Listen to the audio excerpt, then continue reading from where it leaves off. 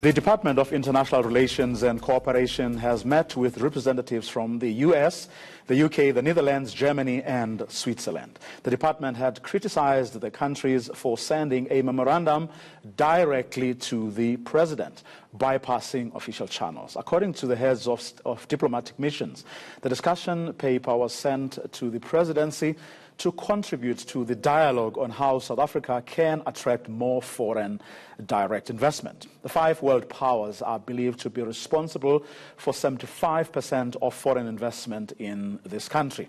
For more on this, we're joined by Professor Anthony van Nieuwkerk, an international relations expert from Wits University. Good evening, Prof. Thanks very much for your time. I was looking at the statement released this afternoon by International Relations. It's a rather terse statement that says the DG met with the heads of diplomatic missions who regretted the misunderstanding and further clarified that this was about participating in a dialogue about foreign direct investment. And then the conclusion was that in future they should follow the normal diplomatic channels. Do you believe that that indeed is what happened? So they were wrapped over the knuckles. So the statement suggests. Yeah. It's a good thing that that representatives from the world's strong economies take such an interest in our own emerging or recovering economy. And it relates to President Ramaphosa's 100 billion US drive and using envoys, lions I think they're called, to go and explore possibilities. I think this is a storm in a teacup. It might have been a small miscalculation on both sides. It could be that these five ambassadors tried to access one of these envoys and in the process bypassed the clearinghouse for diplomacy, which indeed is Dirco's role. But at the same time, if it's true that Dirco responded to a Sunday Times news article, then I think they overreacted. Because it is not true. We now understand that these five ambassadors wrote a letter to the president complaining about corruption. They prepared a position paper, a discussion document, these kinds of notes that we have in front of us for speaking points to engage this envoy. And this happened 6 months ago.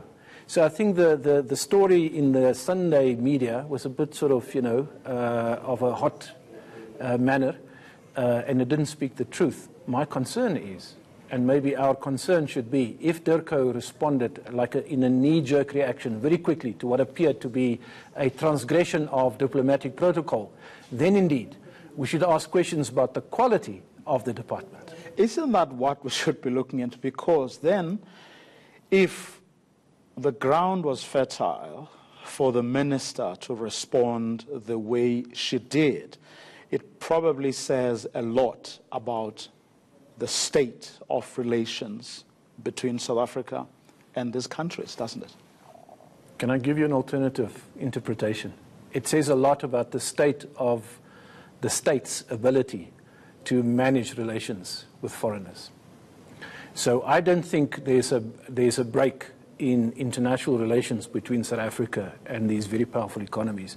If anything, I would argue that President Ramaphosa is recalibrating our foreign policy to find sort of a balance between East and West.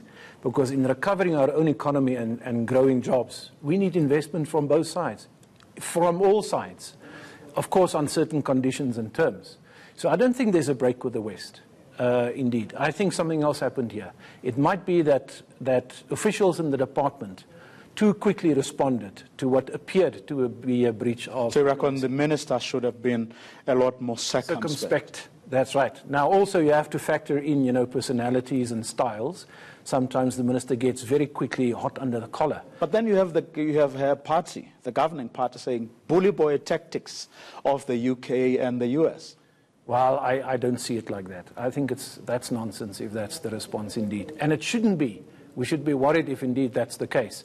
There's no guarantee that the Chinese or the Russians or anybody from the East or elsewhere in the global South is going to invest at the same level than these Western nations have done and are continuing to do and showing an interest in doing this tomorrow. This is where I think our tact, our diplomacy, our best foot must be put forward. Can I put it stronger? Team SA that went to Davos, that travels to the UN, that goes to the AU summit, that goes to the Global South, must speak with one voice. It cannot be that when ambassadors reach out to an envoy to discuss delicate matters, this thing is splashed on the front pages of the media, and Dirco takes an unheard of step using very, very strong language to wrap these representatives over the knuckles. I think they played game. They went to Pretoria, they listened. I think they agreed and so on, and they, did the right thing. But I think they went back with a couple of messages to these capitals that indeed, we need to have a harder bargaining position with the South African government because it's unnecessarily sensitive about these issues.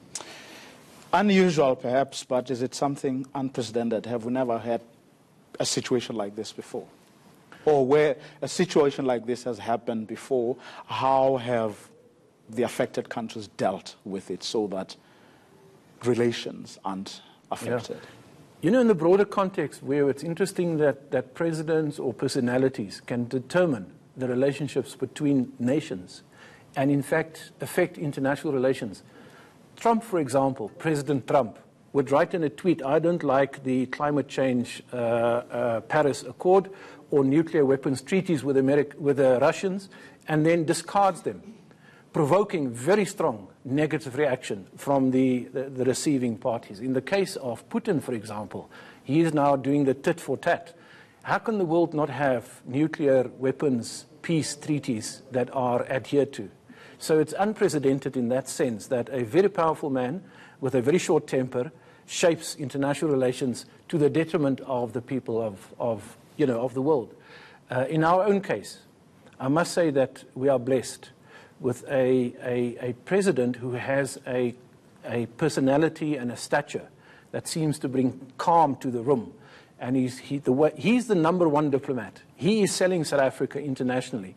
His foreign minister and his defense minister, arguably, are the people that must assist him in his task. And when he turns around or he's not available, then those people must be doing his work for him in the same measured, calm tone. And even if there are disagreements, for example, we disagree with the Americans about trade relations and what can be imported and exported under AGOA. Whether we like President Trump or not, it's better for us as a smaller player to find a diplomatic niche and behave in a calm manner. If we now play this game with Trump, he might tweet tomorrow morning saying that this is unacceptable and close our business down. We can't afford that. Diplomacy 101. Yes. Thank you very much, Prof. Professor Anthony van Nieuwkerk from Wits University.